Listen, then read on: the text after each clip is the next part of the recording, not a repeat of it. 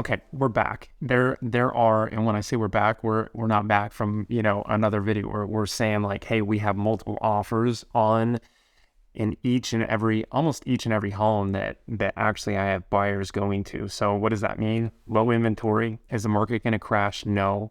I think that this inventory is saving us. I think the inventory is very, very tight comparatively to what it was 10 years ago, 2 years ago. Even if you look back before the pandemic, before 2020, you actually can see we had a lot more inventory then, about 2 times what we have now. And then now we're still very tight. And why is that? It's because so many people have lower interest rates, and those low interest rates are keeping everybody steady in their homes, because why are you going to give up a home that has a 4.5% interest rate or 4% interest rate for a 5.5% to 6% unless you really have to move? So that's really tightened up the inventory, and that's a problem.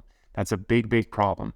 And you need to realize, okay, well, hey, even with the change in inventory, still sometimes some sellers are having some trouble selling their home, depending on, where you're at, what the condition is, what type of placement it is in the community.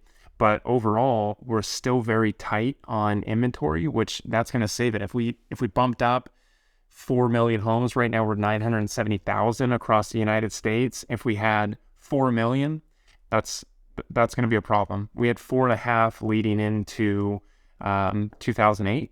And then in 2018, 2019, we had about 2 million. So that was 2 times what we're at now. So we still have a very, very tight amount of properties that are coming on the market, because a lot of people refied over the last couple of years, and they have a low interest rate. They have, 3%, 4% interest rate. So they're not really going to move unless they have to for a job, life event, or, maybe, they're close to losing the house. So those are the things that you need to really, think about. Okay, well, hey, is the market going to crash? If someone asks me about it, no. All right, well, I need to do my due diligence on, why it's not going to crash, or why do I think it's going to crash?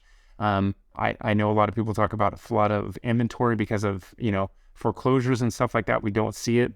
They have ticked up, but they're not as significant as they were back in 2008. I mean, they've ticked up because they've gone up over the past 3 years, because there hasn't really been any at all. There's been, like, when you go from 0 to like 5, yeah, it seems like we have a ton, but ultimately we haven't gone up a significant amount where it's a worrisome thing. And short sales too, it's the same thing. They haven't really ticked up to the point. I researched Orange County. There was one in Orange County that's a real estate owned property, which basically said it went back to the bank out of, hundreds of thousands of homes. We have 3.5 million people in Orange County, California. So if you look across, Orange County, there's a lot of homes, and there was one REO. So that's kind of crazy.